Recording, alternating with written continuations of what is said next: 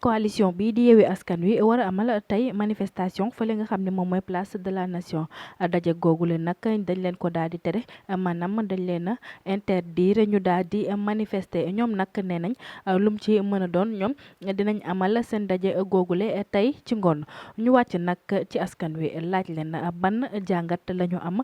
ci tere googu nga xam ne tere nañ leen ko manifester ñi di waa Yewwi Askan Wi taxaw dëgg ne dinañ def li nga xam ne moom mooy seen daje. Bon, je crois que loolu bu dégénéré ba tey ñun amuñu ci part de responsabilité ñi am responsabilité ci loolu pour que mu dégénéré on dirait que les 7 sages yi ñu wax la ak le ministre de l'Intérieur ak le président Macky Sall. Je crois que bu arrivé ci yenn stade rek c'est grâce à eux mais opposition bi mënul taal dëkk man je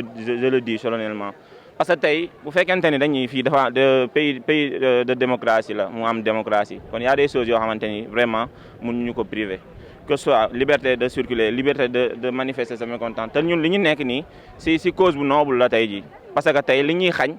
loolu ñëpp sénégalais yëpp xam nañu loolu c'est anormal kon donc yoon la ñu def suñuy manifestation kon ñoom bu ñu taxawee ni duñu ko autoriser kon ñoom peut-être ñoom seen am nañ seen raison personnelle mais loolu c'est anormal parce que tey mënu ma concevoir yow en tant que président ñoom ñu ni am nañ justice c'est vrai am nañ justice parce que justice bi c'est pas indépendant ñoo ko moom am nañ justice am nañ police am nañ gendarmerie cela veut dire que ñoom actuellement lu leen neex def ñun nag population bi kon duñ xaar peut-être ba am autorisation pour def suñu manifestation parce que bu ñu defee ñun nekk ñu ci benn dictature te Macky Sall foofu la jëmale réew mi tey jii moom objectif am yëpp foofu la jëmale réew mi parce que moom dans les normes sax moom mënul walul déposer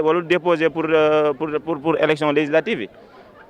dañu waxante dëgg mais loolu walu yoon may ko que ce soit constitution wala amul lu ko may mu déposer waaw excès de parrainage moom lañ éliminé woon Malick Gakou tey jii moom la def te tey moo ngi nii kon cela veut dire que loi yi dafa am ci opposition bi la justice est faite pour l'opposition ak ñi nga xamante ni ñoo àndul Macky Sall boo saagaa Macky Sall tey jii ànd ak moom dañ lay jël si mais tey su ma saaga Ousmane Sonko Macky Sall damay woo ma teg ma sama xet di ma jox kon loolu ban pays lañ nekk donc bu dégénéré rek loolu cause bi du jàppal ni du si ñun quoi du si opposition bi non tamit seul la lutte libère tey si buumu jaam lañu Macky Sall tënk te tamit bëgguñu di si wëy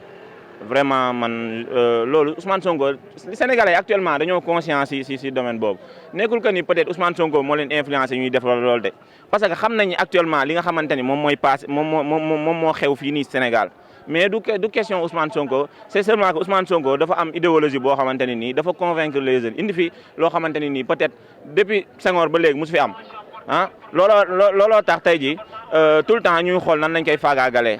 mënuñu ko jaar ci fiscalité ci assez détournement mënuñu ko jaar fenn ci mërs lañ ko mën a jaar créer ko nii def ko pour rendre ko ndëq sërëxal ko pour rendre ko illégitime pour que mu bañ a légitime ci élection yi loolu kese la mais nag pour mu tàq day ñun moom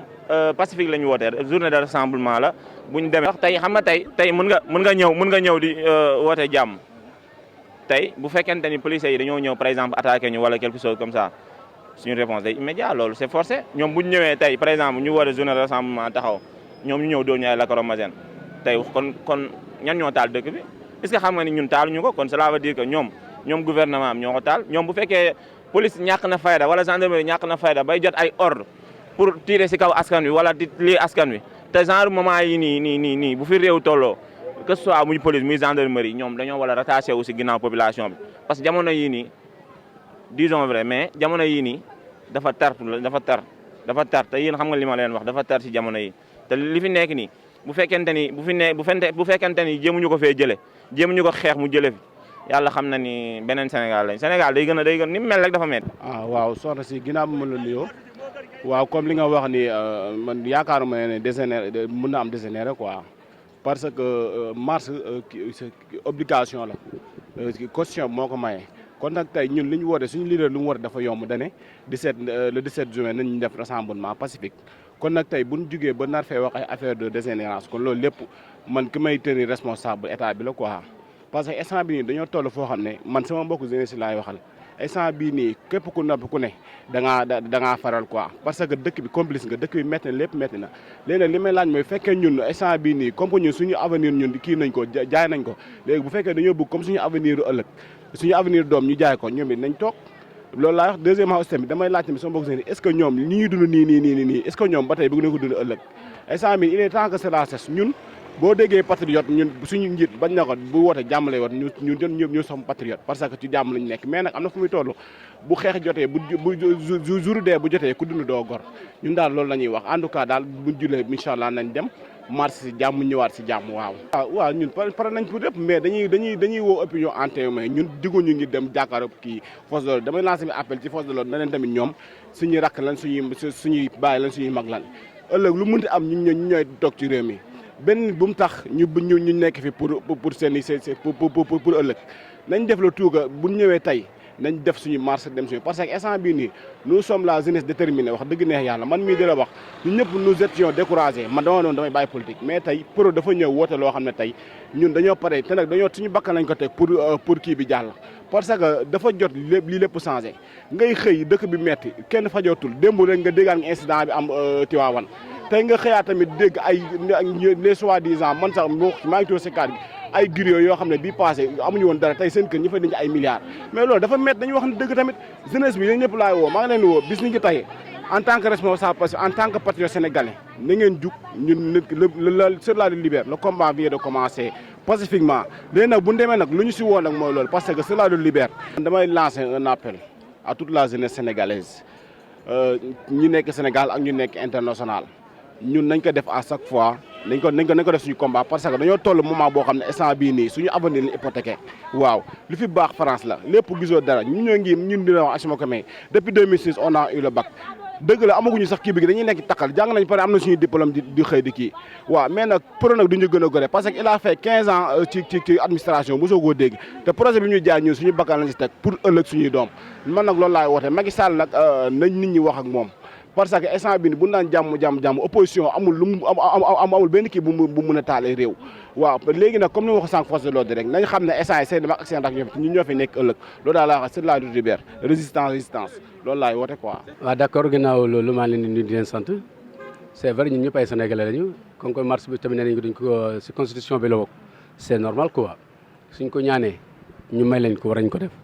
buñ ko ñaanee may ñu leen ko en tant que sénégalais war nañu mën a respecter loi bi quoi ñu bàyyi seen manifestation yi parce que tollatuñu fu ñuy yàqee quoi ñu dañoo tardé parce que mënu ma gëm ne président ba ñëw nekk si liggéey si voie bu baax di liggéey ñi xëy un bon jour ñun ñëpp ñu bañandoo ko ni baaxul ñu remplacer ko indiwaat keneen depuis Senghor Abdou Diouf ba Abdoulaye Wade ba Macky Sall mi vraiment ñun ñëpp ay sénégalais lañu man jeune la comme ñëpp je sais que le président mi ngi liggéey gis nañ fi li nga xam ne mi ngi koy def donc bëgguñu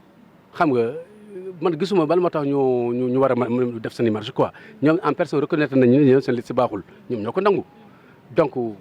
nangu nañu carrément seen liste baaxul rejeté nañ ko bon pour man bu dee bëgg nañu Sénégal te yàlla rek a tax war na mën a accepter li loi bi wax quoi. effectivement bon événement marche yi ak moom bokkul parce que événement marche yi du mënu ma la sax ni politiciens yi rek quoi ñun ñëpp ñoo merandoo woon parce que ñun ñëpp ay néew di doole lañu quoi ay soutien de famille la ñu woon suñu dem ba tënk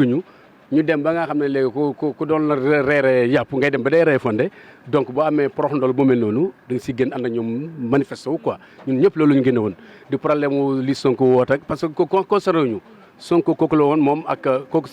moom la woon quoi problème moom la woon mais bu mu yaakaar ne problème moom boobu moo tax ñun ñëpp ñu génnandoo ñun problème moom taxuñu woon jóg ñun dañoo bëggoon wane woon suñu mer wane ni ngeen ñu tëjee amuñu doole lu dul ay góorgóorlu ngeen tëj ñu loolu moo tax ñu amoon prox ndol boobu ànd ak ñoom dem manifester ji quoi bii nag ñoom politiciens yi la moo xam muy opposition bi moo xam pouvoir bi comprendre nga ñoom ñi manifester tuuti la ñun ñi nga xam ne ñoo yore suñu carte ñu ngi toog xam nañu ki nga xam ne mi ngi defar ak ku defarul seen i woote ñoom la concerné ñun tal nañu fu mu ne nii njëgu tabaski fu ñuy jëlee njëgu tabaski tal nañu fu ñuy suñu doom yi la ñu leen di xotale ñun loolu lañu tal mu amul kenn ku ma mën a bàyyiloo sama liggéey pour ay faire manifestation yi nga xam ne ñoom la concerné quoi suba bu ñu fa toogee la même chose it bu ñu demee ba commencé liggéey yaa ngi dégg ñeneen mënuñoo jóg ne dañ leen fi jëlee loolu moom esprit Sénégal moo tax duñu mus a avancé man moom gëm naa ne carrément bu dee lii rek lañ topp Sénégal du mus a avancé parce que yow leer na la en tant que journaliste yow leer na ne yaa ngi dégg Sénégal mi ngi avancé quoi malgré que affaire bi dëgg na trop mais mi ngi soppeeku comprendre nga yow da ngay dem Dakar léegi da ngay dem ba Thiaroye jël teer dem ñëwaat comprendre nga Foundiougne da nga daan wëri léegi Foundiougne am nañ seen bag léegi ana la moo tax ñu bëgg fee jëlee ñu bëgg fee indi ay manifestation ngir la ñoom seen intérêt ñoom ñun ñu dee si après ñoom suba ñoom ñu jiite ñu yàlla tere man de du ma bougé mais dara bougé wu ma léegi nag lu ñuy wax mooy état bi moom moo yore force bi nee nañ dëmb ba ñu autorisé marche nañu tey dañ leen ko tere bu dee bëgg nañu Sénégal laa wax de dañoo war a appliquer lu ko waa toog. ak koo mën di doon ci àddina kilifa goo mën di doon boo taxawee sama kanam di wax ay kasaw man la ngay wax du dëgg parce que man gëmuma leen constitution bi moom mooy sénégalais ñu marché kon donc amul président amul doomu président amul ministre amul kenn ku am sañ-sañ ne kenn du fi def marche ñoom ñëpp dañoo marché ba keroog ñu yegg si fii yàgg nañ leen koy bañal ñuy forcé télé yaa ngi audio yaa ngi fii bëri ba dee fees fi del lu waaye waxoon démb moo ngi fii comme ci neex ku ne ñu génne la ko tegalaatal la ko yow yaa ko waxoon donc ginnaaw loolu seen constitution moo ñu ko may nañu marché ba mu neex ñu maintenant nag li ma jaaxal ci Sénégal mooy ña war a wax dëgg duñu wax dëgg mukk waaye nag bu ñu fàtte ni bés dina ñëw ñu taxaw suñu kanam borom mooy ci kaw ba ci suuf man Ousseynou Assane Diatta sama dërëm ak képp kuñ ko mus a jox sama filsin mu dugg ci ñoom barki salaatil faat billahi wallahi wa taala même boo doon dee yàlla di la lakk sa baalu ma la ko nañu bàyyi nit ñi ñu def seen marche moom moo ëpp jàmm ak salaam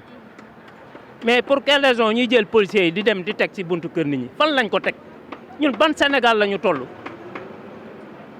mais il faut mu am nu mu demee pour que nit ñi kenn ku si ne mu mën a xam sa morom yow yaay kan. du nguur la ñu wax ni moom moo am pouvoir am ay nit ñoo xamante ni ñoom ñoo chargé wu lépp loo xamante ni délinquance la ñu dugg ci biir réew mi gëstu ko ba xam ku ko def ak ku ko am nañu moyens yooyu wala amuñu moyens yooyu ñoom lan la ñuy xaar pour def loolu. pourtant fii ku fi sàcc ginaar ñu jàpp la tëj la police ana sàcckatu milliards yi ana ñuy menacé nit ñi ñoo ngi fii di taxawaalu. léegi pour quelle raison ñuy dem ci ñi nga xamante ne defuñu tous ñu leen di garder ak yow li ñu war a garder ñoo ngi fii bëri nañ duñu xaaj duñu jeex Sénégal nag bu ñu demee ba ñu toll foo xamante ni